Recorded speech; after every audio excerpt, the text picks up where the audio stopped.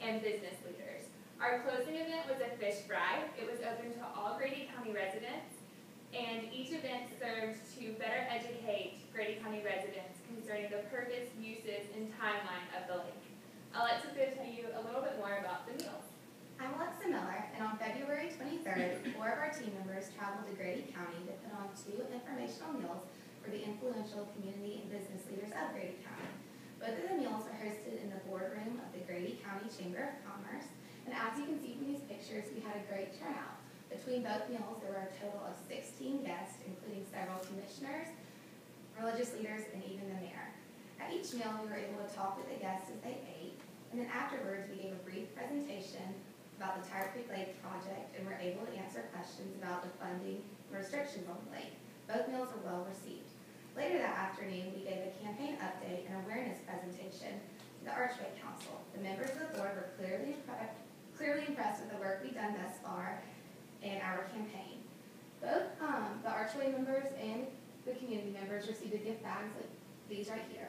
The gift bags contained flyers, fact sheet, tackle box card, decal, and coffee mug. Overall, everybody was very excited about the Tire Creek Lake project and was looking forward to the fish fry. I'm Heather Green.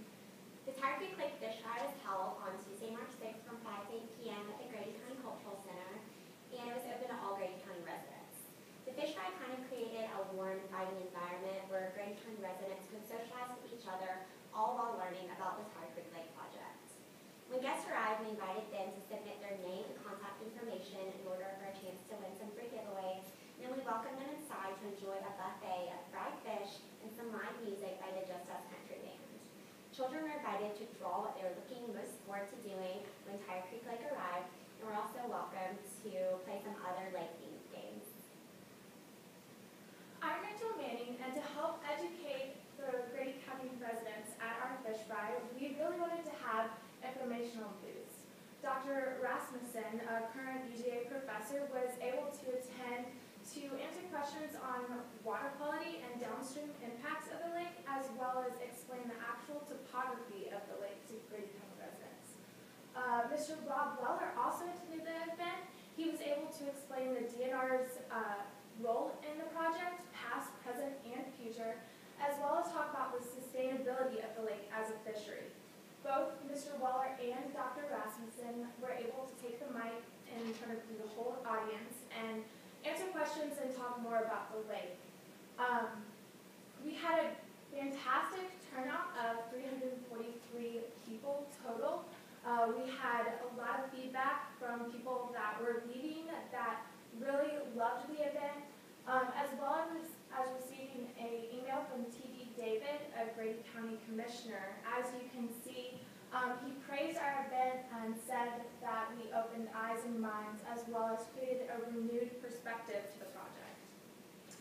The events in Grady County were an absolute success and helped to reach the goal of this campaign.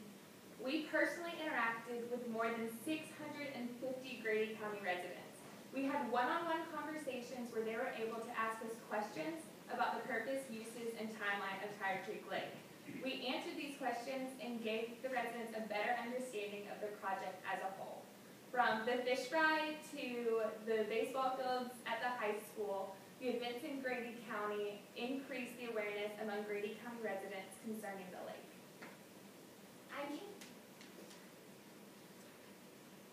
I'm Margaret Watford, and I'm here to talk to you about our traditional media placements. We were able to gain a lot of media placements in local newspapers as well as with local radio and television stations.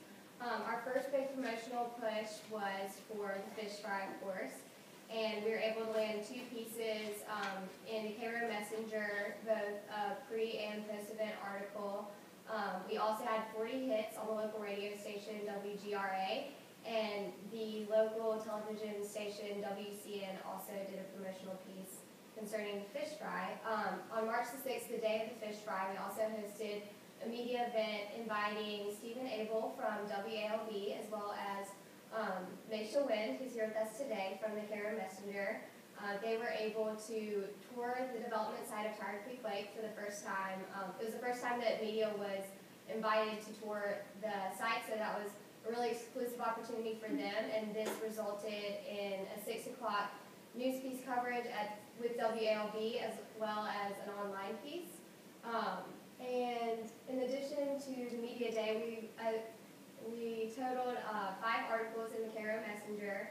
We also landed 2 more television spots with WCTV in Tallahassee, which was a huge win, and with WALB again. And both of those hits had to do with the invalidity or invalidation of the Leon County case.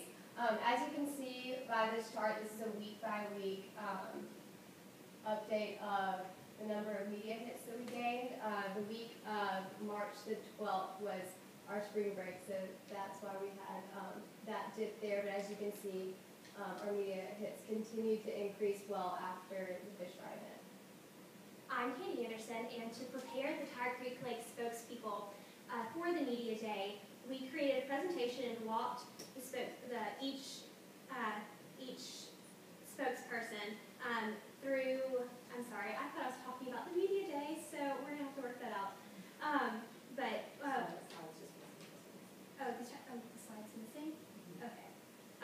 By thoroughly walking the experts through the media training presentation, the publicity team contributed to the overall objective of creating open and honest communication between the community and its leaders. The media day alone created over 81,000 impressions and resulted in a TV segment on WALB Albany and a print placement in the Cairo Messenger. Another exciting thing that I really want to point out is that over the course of the campaign, coverage of the Tire Creek Lake project increased by 633%. 633% driving home, all right? Sorry. In addition to reaching out to the media in Grady County and the surrounding communities, we also did some internal publicity for Archway and gained some really exciting placement in Columns Magazine, the UGA homepage, and the Grady homepage. In total, these pieces generated more than 160,000 impressions, which is huge, and we were really, really excited to get Archway's name out there and let the UGA community know what our class and Archway have been doing in Grady County this semester. Total media impressions, including internal, external, media day, calendar postings, everything from the beginning until the end of the campaign totaled more than 1.9 million impressions. As you can see, most of this is online, which is why we strongly encourage implementing a social media plan and a website for Grady County, which Laura Claire and Megan are going to talk to you about. I'm Laura Claire Watley again, and again, after we looked at this incredible amount of media presence, we decided we just gotta make a social media plan to keep the buzz going after we're gone. And we wanted to make it as easy to implement as possible, so we provided sample tweets, example posts, and Foursquare incentives just to make it easier for the client to implement. And again, to keep the buzz going when we're gone. And we've got a how-to guide for that in addition to a how-to guide for the website too that Megan will tell you about. Hi, I'm Megan Kelly, and we are so excited about implementing or giving this plan to the client to implement social media. But we also realized the necessity of having an online presence for Tire Creek Lake right now. And so we began creating the Tire Creek Lake website, and we made it simple enough to where the client can easily update it and keep it updated with all the information as the Tire Creek construction continues. And also to update it whenever the Tire Creek Lake comes in by short years. And there's simple pages that say give information ranging from recreational activities like boating, fishing, camping, as well as it shows all our media placements, and so it shows what an impression Tire Creek Lake has made in this community and in the surrounding communities around Grady County. Sorry, I didn't know the format, Kate, so I think that I put them in the wrong orders. Evaluation should be Yeah, there it is. Okay, all right. Evaluation of whether or not goals and objectives were met determined whether or not the campaign was a success. Given the results found in our research, this campaign not only met our goals and objectives, but we exceeded the expected percentages of increase, almost double and triple in some cases.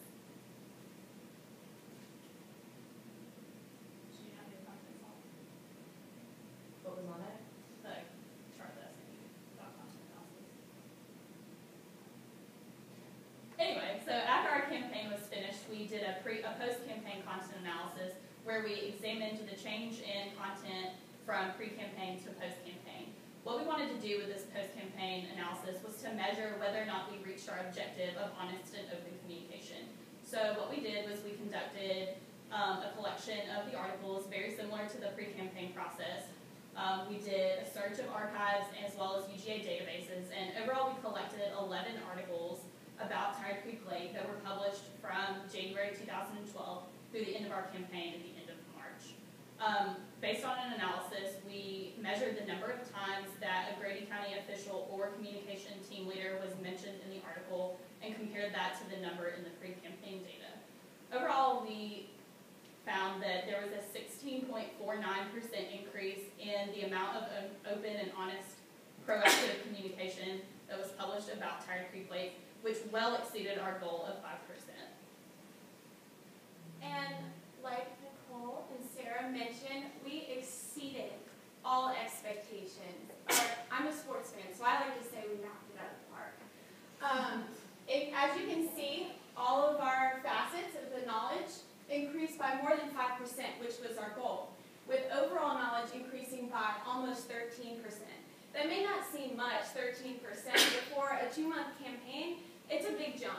And we here in our campaigns class, we just want these numbers to keep growing as the campaign continues.